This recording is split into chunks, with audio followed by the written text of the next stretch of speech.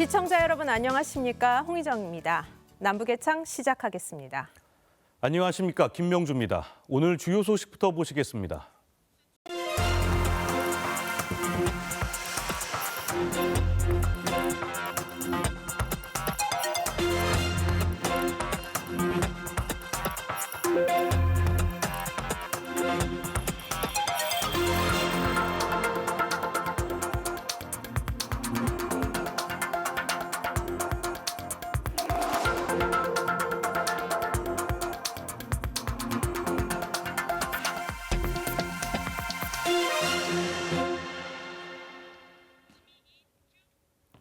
김여정 북한 노동당 제1부부장이 오랜 침묵을 깨고 반년 만에 우리 측을 비난하는 담화를 내놨습니다.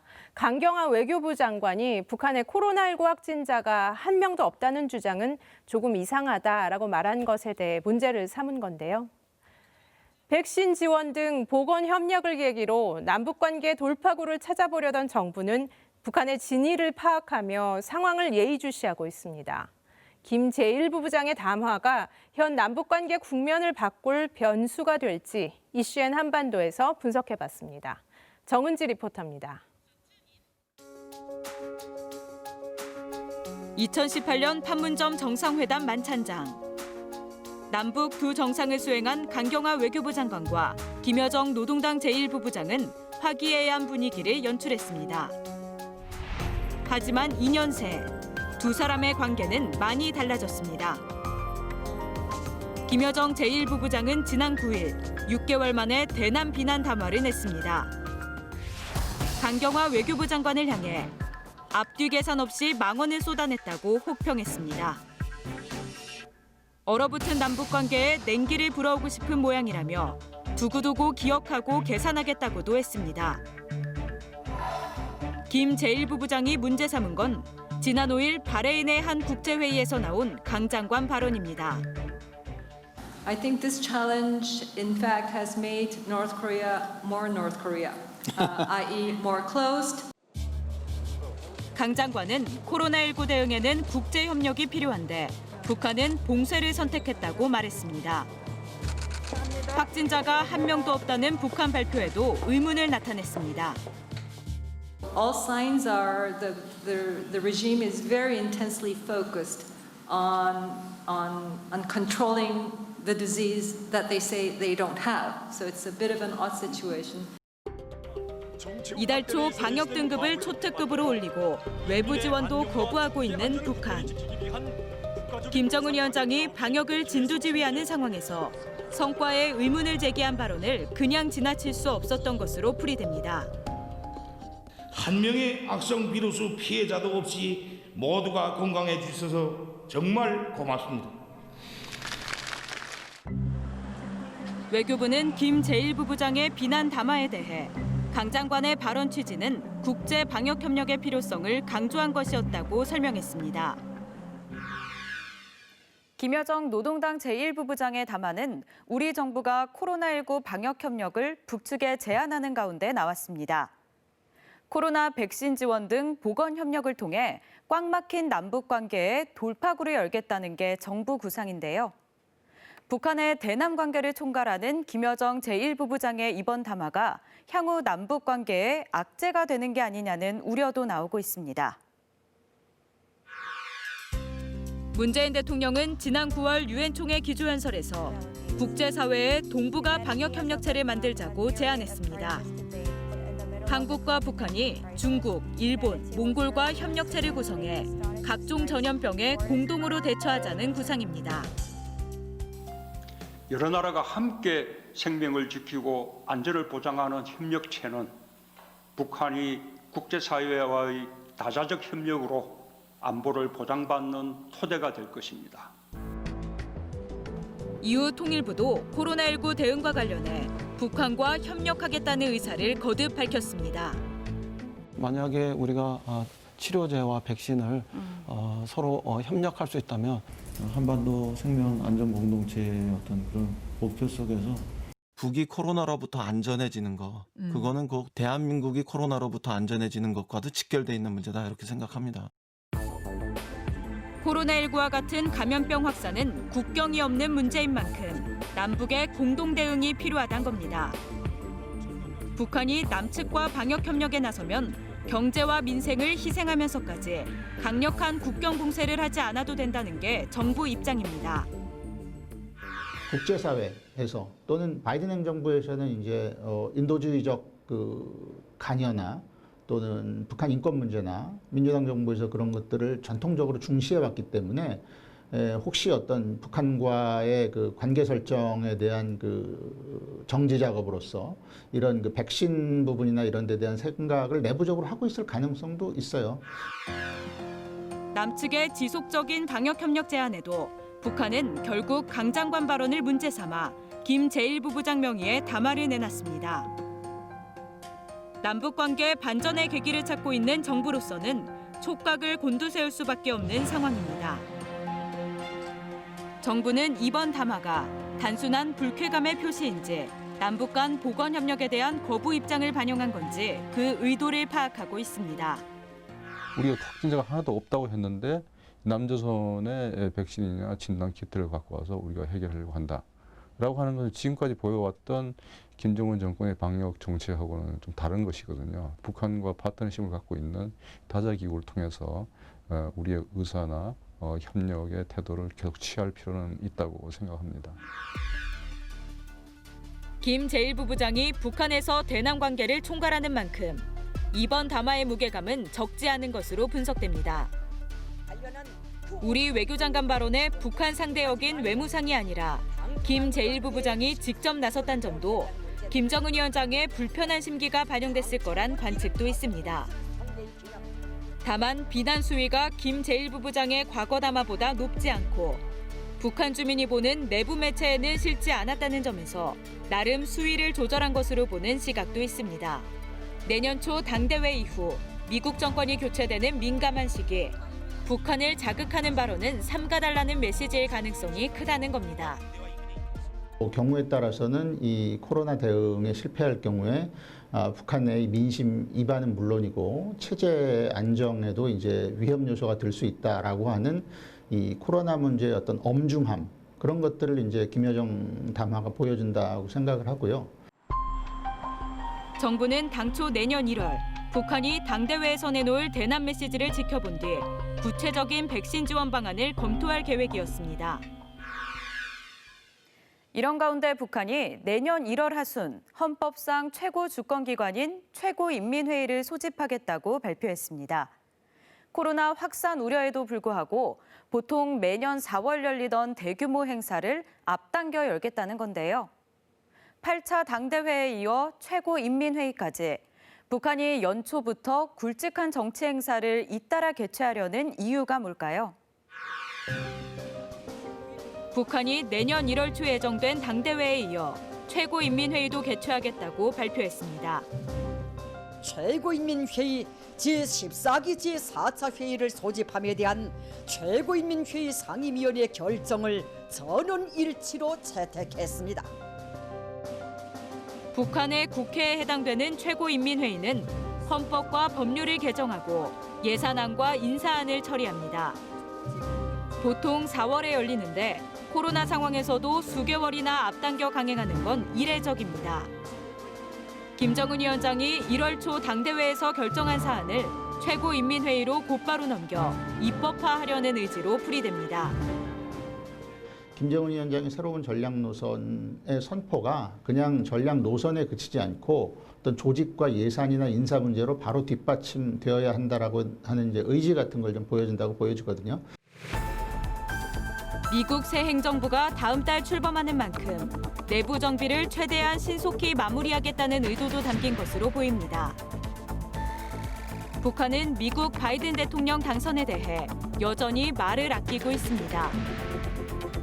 내부 사상 단속을 강화하면서 대남 비난을 제기한 북한이 어떤 대미 메시지를 내놓을지 관심이 집중되고 있습니다.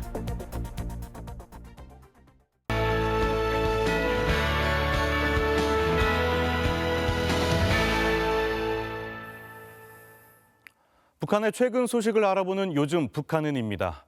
북한도 물과 온도 등 생육 환경을 자동으로 조절하는 스마트 농업을 적극 장려하고 있습니다. 심지어 도시의 공장 옥상에까지 스마트 온실이 늘어나고 있는데요. 과연 어떤 모습인지 함께 보시겠습니다. 샐러리와 상추 등 싱싱한 채소가 가득한 이곳. 평양 시내 한복판에 있는 평양 치과 위생용품 공장의 옥상 온실입니다. 처음에는 그저 두세 가지 작물로 시작했습니다. 점차 경험이 생기면서 웃단에는 그 더마도와 어이, 거추를 비롯한 이런 열매 작물들을 심고 중간층에는 또 구누리 지단하니까 진치를 비롯한 이런 임남새들을 심고. 북한은 식량 난을 해결하기 위해 온실 채소 생산을 당 정책으로까지 내세우고 있는데요. 공장과 공공기관에서도 채소를 기르는 이유입니다. 남새를 쉴 만한 토양이 없습니다. 우리 공장에. 그래서 생각 끝에 이 건물 옥상들을 이용하기로 했습니다. 앞선 단위들을 찾아다니면서 많은 경험도 배우면서 수경온실 2개 허동을 건설했는데 그 생산량이 대단합니다. 옥상에 지어진 이 수경 온실은 도시 남새 공장이라고 불립니다. 톱밥이나 광물을 가공한 인공 토양에 채소를 심고 물과 영양분을 주기적으로 공급합니다. 온도와 습도 등 생육 환경도 컴퓨터로 자동 조절하는 시스템을 갖췄는데요. 경장 면적이 넓어도 전통적인 형태의 영농보다 노동력을 훨씬 아낄 수 있습니다. 지난 기간에는 그 사람씩 뒤가서 보고 토양 습도 상태도 쑥 감각으로 보고 야 이거 땅이 말랐구나 물 줘야 되겠구나 동무들 모이자 물 주자 뭐 이런 식으로 완전히 톱법으로 진행하던데 마음 먹고 달라붙어서 구비해 놓으니까 지금은 이 노력전략도 하고 그다음에 병해충 관리 상태도 이 컴퓨터 상에서 자체로 진행한단 말입니다. 이처럼 북한은 농업과 IT 기술을 접목한 이른바 스마트팜 구축에 큰 관심을 보이고 있는데요. 자동화 시스템을 갖춘 이 농장도 빛과 온도에 따라 차단막이 작동되고 작물에 따라 물과 비료도 자동 배합됩니다. 농업 용수를 약 70% 절약할 수 있고 수확량도 일반 온실에 비해 월등히 높다고 합니다. 북한은 강원도 원산에도 대규모 자동화 수경 온실을 건설 중인 것으로 알려졌습니다. 북한에서는 여성들의 근로 조건을 향상시킨다는 명목으로 각 직장마다 타가소를 운영하고 있는데요. 최근 들어서는 80일 전투를 강도 높게 진행하면서 북한 매체들도 타가소 운영을 선전하고 있습니다. 북한의 타가소는 어떻게 운영되고 있는지 함께 보시겠습니다. 평양의 한 화장품 공장. 북한에서 두 번째로 큰 화장품 공장으로 은하수라는 상표로 유명합니다. 이 공장은 직원 대부분이 여성인데요. 출근할 때 보통 어린 자녀를 직장 타가소에 맡깁니다. 일하면서 아이 생각이 나지 않습니까? 왜 생각나지 않겠습니까?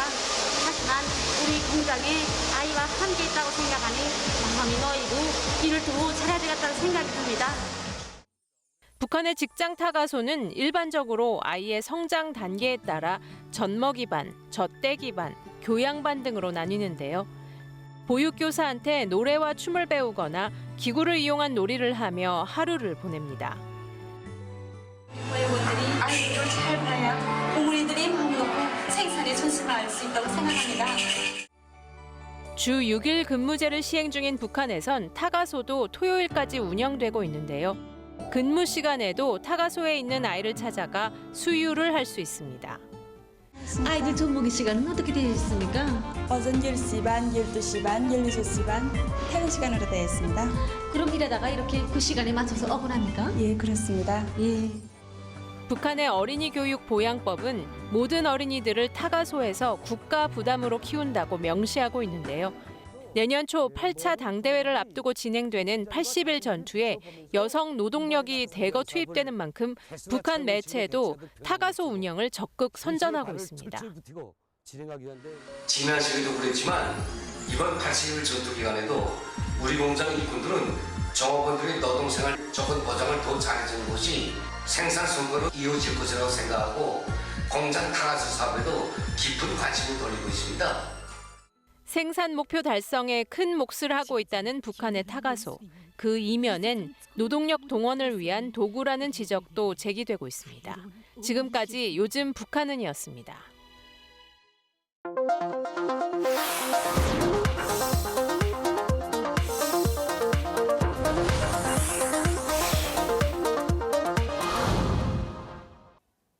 제가 들고 있는 이 책은 미국의 한 전문지가 올해 최고의 세계 문학으로 선정한 소설입니다. 1988년 북한에서 출간됐고 올 4월에 영어로 번역됐는데요. 이혼이란 게 무대에서 노래 부르고 퇴장하는 것처럼 간단하지 않습니다. 남편은 저를 아주 경멸합니다. 북한 문학에서 좀처럼 볼 수 없는 사랑과 결혼, 그리고 이혼을 소재로 삼고 있는데요. 미국 전문지는 이 소설을 정치 사상적 주제에서 벗어나서 북한 주민들의 일상을 들여다볼 수 있는 계기가 됐다고 평가했습니다. 이번 주 클로저 북한에선 북한 소설이 가지는 문학적 의미를 짚어보겠습니다. 북한 인민재판소를 찾은 한 여성. 이혼 소송장에 차분하게 자신의 이름을 써내려간다. 판사 동지, 못 살겠습니다. 도저히. 그 사람하고는 생활 리듬이 통 맞질 않습니다. 지난 2001년 북한 조선중앙TV에서 방영됐던 드라마 가정의 한 장면이다. 이혼을 주제로 한 이 드라마는 방영 당시 북한 사회에서도 큰 주목을 받았다. 선반공인 석춘과 성악가수 순희, 30대인 두 남녀는 서로 사랑에 가정을 이뤘지만 얼마 지나지 않아 성격 차이로 사사건건 부딪히게 된다. 당신은 정말 말할 대상이 안 되는군요. 왜 쏴봐?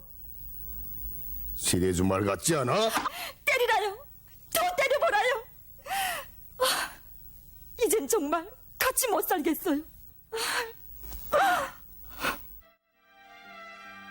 결국 아내 순이가 남편을 상대로 이혼 소송을 내고 드라마는 재판 결과라는 클라이막스를 향해 달려간다. 판사 동지, 부디 간청해요. 제발 좀 이혼시켜주세요. 네. 제가 이렇게 재판시 여기까지 거춤을 판사 동지 아마 이해 못하실 겁니다. 순이동 그만 진정하고 돌아가서 기다리요. 그러나 당초 10부작으로 예고된 드라마는 9부를 끝으로 방영이 중단됐다. 드라마 내용을 둘러싸고 찬반 논란이 계속되면서 그 여파가 컸던 것으로 알려지고 있다. 하지만 북한 주민들은 이 드라마의 원작 소설 때문에 주인공들의 행복한 결말을 짐작할 수 있었다. 백남용 작가의 소설 벗이 바로 드라마 가정의 원작이다. 1988년 평양 문예출판사에서 간행된 장편 소설 벗은 소재에서 기존 북한 소설들과 뚜렷한 차이를 보였다. 1960년대부터 북한 문학은 북한 지도자의 업적이나 지도자에 대한 충성심을 다루기 시작했다. 1967년 6월 20일 위대한 장군님의 직접적인 발기에 의하여 우리나라 문학 창작의 번복이 단위로서의 창작 집단인 4.15 문학 창작단이 창립됐습니다. 북한을 대표하는 4.15 문학 창작단 역시 김씨 일가의 영웅적 행적을 작품화하기 위해 조직화된 창작 집단. 1949년생으로 알려진 백남용 작가도 4.15 문학 창작단 소속으로 여러 편의 지도자 찬양 작품을 쓴 것으로 알려져 있다. 그 오목한 시기에 위대한 장군님께서 항명남도 인민들을 대자연개조의 장엄한 투쟁으로 불러일으키신 내용을 그리고 있습니다. 하지만 1988년에 발표한 벗은 달랐다. 병맥줄을 덮여서 손님상에 놓는 떼보지 못한 촌뜨기 여자. 우린 아무래도 결합이 잘못되었어요. 생활 리듬이 맞지 않아요.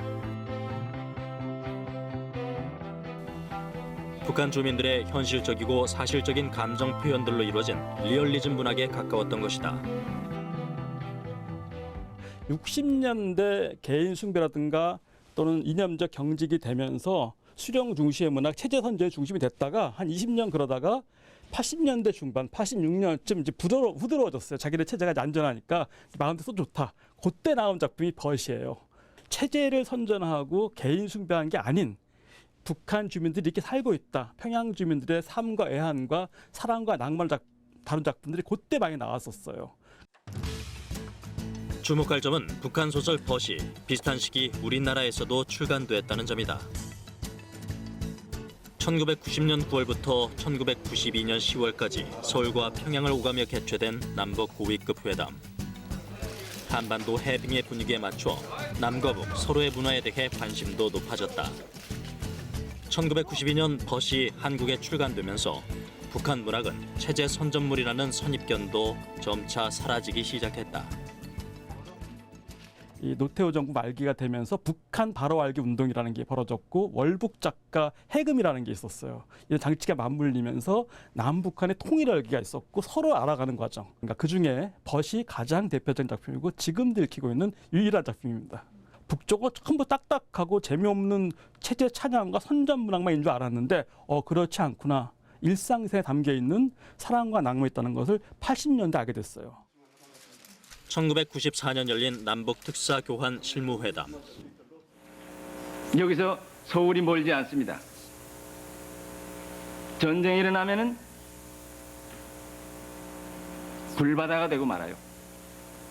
아니 지금 성 선생도 아마 살아나기 어려울 게예요. 아니 가만 그걸 말이라고 합니까? 그렇기 때문에 아니 이에 대해서 그럼 우리가 가만히 있을 것 같아요? 글쎄.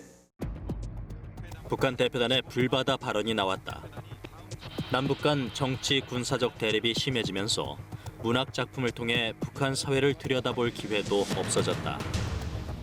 북한 역시 고난의 행군 시기를 겪으며 김정일 국방위원장과 군의 업적을 문학 작품에 담기 시작했다.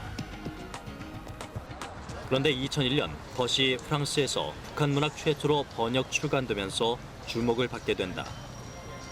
당시에도 벗은 체제 찬양이나 우상화에서 벗어나 연애와 결혼 등 사회 문제를 보여주는 작품으로 프랑스 언론의 관심을 끌었다. 그리고 19년이 흘러 미국 잡지 라이브러리 저널이 벗을 올해 최고의 세계 문학 중 하나로 선정하면서 작품성이 다시 한번 화제가 되고 있다. 32년 전 작품이지만 북한이라는 전체주의 체제의 일상생활을 엿볼 가치가 있는 책이라고 라이브러리 저널은 평가했다. 시간과 공간을 넘어 그 가치를 인정받는 것. 전문가들은 이것이야말로 좋은 문학이 가진 힘이라고 이야기한다. 이 문학이나 문학 예술 길게 보는 거죠. 100년, 1000년을 보기도 합니다. 당장 지금 정권 2년, 3년에 뉴스에 나오는 거 이런 거는 정치 군사 영역이지 문학 예술의 영역은 아니죠. 우리가 1000년째, 2000년의 작품들에 감동하는데 불과 이 작품은 30년, 40년 전 작품이 지금도 소환되기도 하고 자연스럽게 대중들한테 밑으로부터 마음으로부터 우러나오는 것이 문학 예술의 특징인 것 같아요. 32년 전 이혼이라는 북한 사회 문제를 소설로 담아내 화제가 됐던 백남용 작가. 지난 10월에는 김정은 위원장의 업적을 다룬 소설 불멸의 여정 시리즈 1편 부흥을 발간했다. 북한 문학 작품들이 다시 지도자 업적 알리기에 동원되는 게 아니냐는 평가가 나오고 있다. 네, 북한 문학에 대한 보다 자세한 이야기, 문학평론가이신 오창은 중앙대 교수님 모시고 이어가겠습니다. 안녕하십니까, 교수님. 안녕하십니까. 네. 우리 오 교수님은 그 북한 문학에 대해서 좀 오랫동안 연구를 해오셨는데 북한 소설책이 어떻게 국내에서 출간이 될 수 있는지 좀 놀라시는 분도 많으실 텐데 어떤 상황입니까? 우리나라에서 북한 서적을 자유롭게 출판할 수는 없습니다. 백남용의 벗의 경우는 굉장히 특별한 경우라고 할 수 있습니다. 아까 보셨듯이 80년대 후반에 북한 바로 알기 운동이 대학가에서 광범위하게 펼쳐진 적이 있습니다. 그때 일부 출판사에서 해적판으로 북한 소설들을 출간한 적이 있습니다. 그때에도 대단히 화제가 됐던 소설인데요. 이거를 2018년도에 다시 출판이 되면서 또 관심을 끌기 시작한 것 같습니다. 그렇다면 국내에서 정식 출간된 북한 소설이 몇 권이나 되는지 궁금해지는데요. 흔히 우리가 알만한 유명한 작품도 있을까요? 예, 현재 북한 소설에 국한했었을 때 40여 권 정도라고 볼 수 있고요. 황진이 아시죠? 네. 예, 역사적으로 굉장히 주목받는 인물인데요.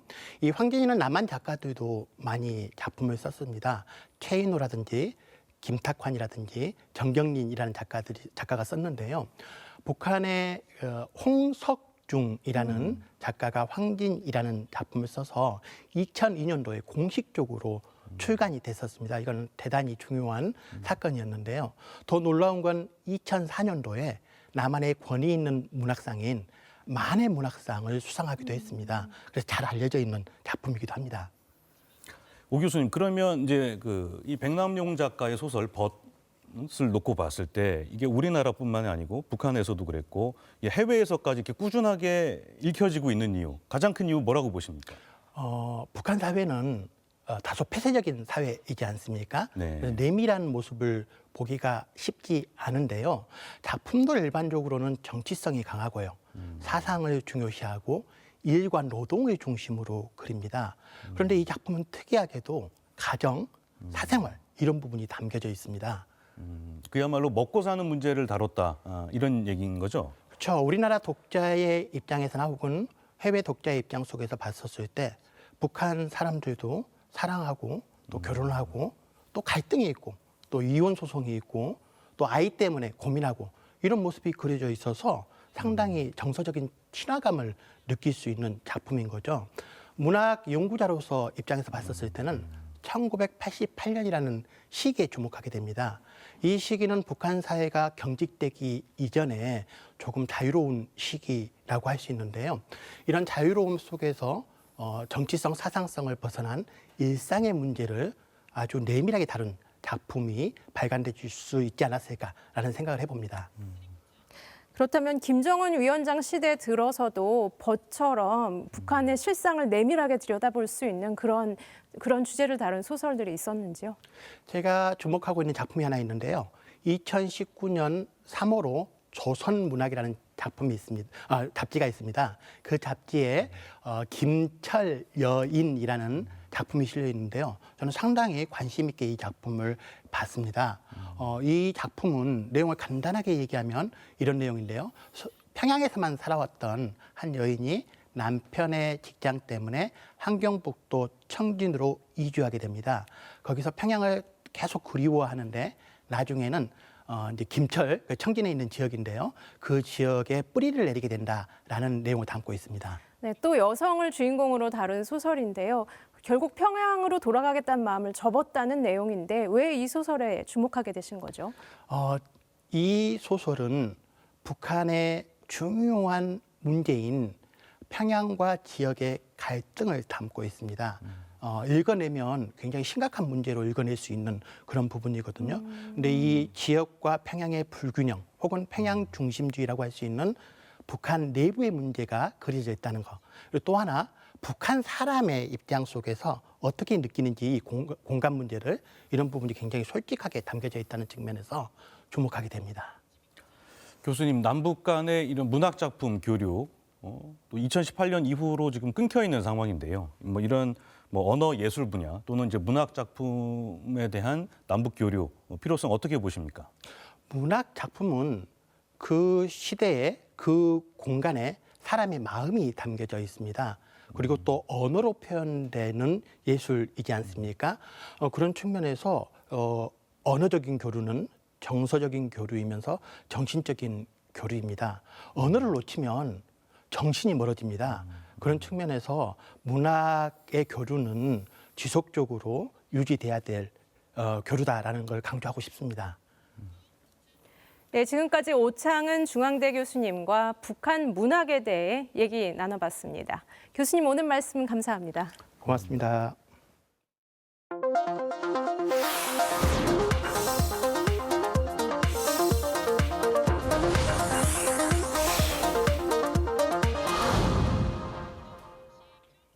남한에서 캠코더를 처음 접하고 그 매력에 반해서 마침내 영화까지 제작한 탈북민 영화 감독이 있다고 합니다.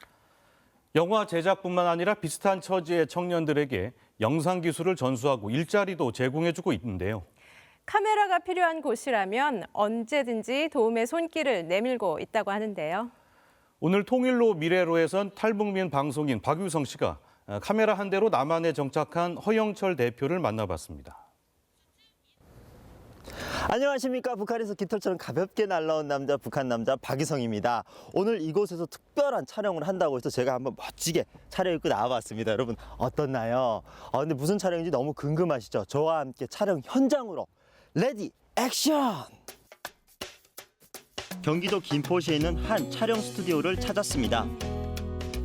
탈북민이자 영화 감독인 허영철 씨가 운영하는 곳인데요.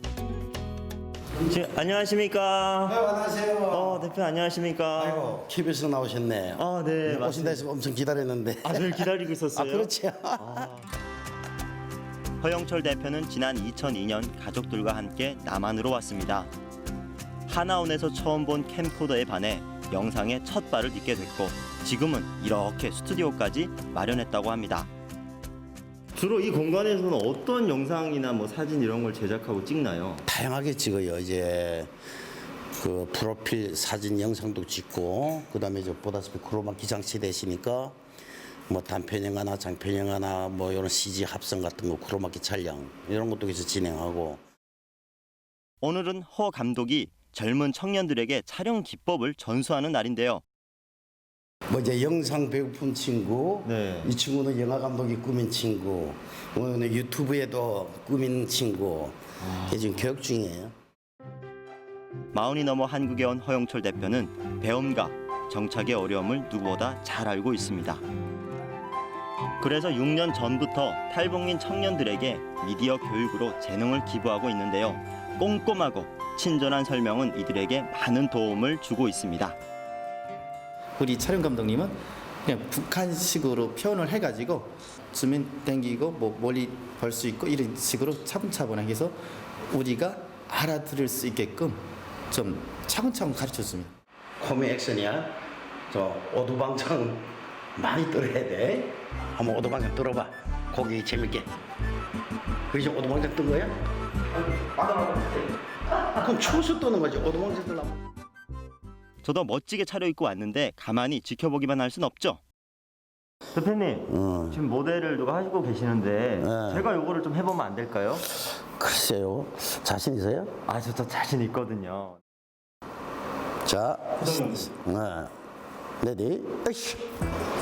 안녕하십니까. 백두산이라고 하는 방정입니다. 지금 이곳 날씨는 영하 40도를 넘고 있습니다. 제가 지금 말하는 게 기적 같아요. 제 연기 정말 실감나지 않나요? 군대 갔다 왔어요? 이제 영상에 숨을 불어넣는 작업이 시작됐습니다. 근데 뒤에 초록색만 보이던데 여기서 크로마키 합성하니까 백두산에 보였지. 네네. 이거 이제 크로마키 촬영하고, 크로마키 합성해서 뭐 이런 영상이 나오고. 사람은 속도보다 방향이 중요하다 그러지 않습니까? 그래서 저는 그 빨리 배우는 것보다도 피디님께서 배워주는 한도 내에서 차근차근 좀 천천히 가더라도 좀 질적으로 멋있게 배워야 되겠다 이런 생각을 가지게 됩니다.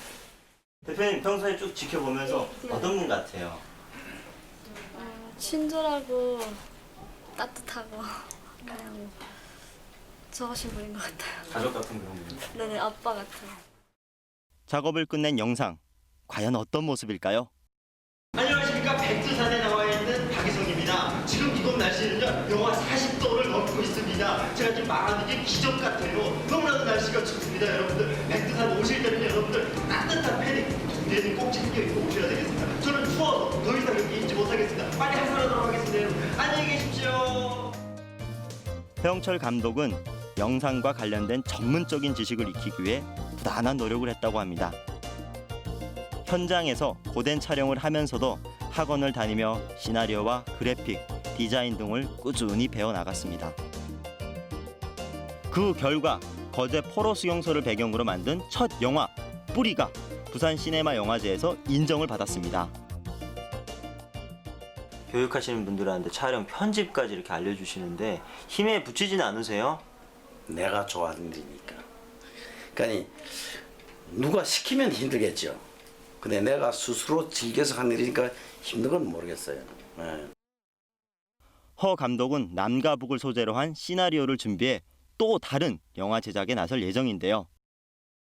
북한 내에서 외국 대상께 남쪽에 전달하고 남쪽의 문화를 외국 대상께 그대로 북한에 전달하고 문화적 충돌이 날 때 우리가 이게 경험한 얘기를 다큐나 영화를 찍어서 그 충격을 완화시키는 그런 작품들. 카메라를 든 허영철 대표가 한 탈북민 가족과 함께 공원을 찾았습니다. 가족 사진을 찍기 위해서인데요. 오케이. 뭐 당연히 돈은 받고 다 찍어주시는 거죠, 이분들? 아니 글쎄 지금은 공짜인데 시연이 여린이 크면 아마 크게 갚을 거야. 그래서 지금 저축해 두고 있는 거예요. 아직은 사진 찍는 것이 낯선 이웃들이 부탁할 때면 흔쾌히 나서고 있다고 합니다.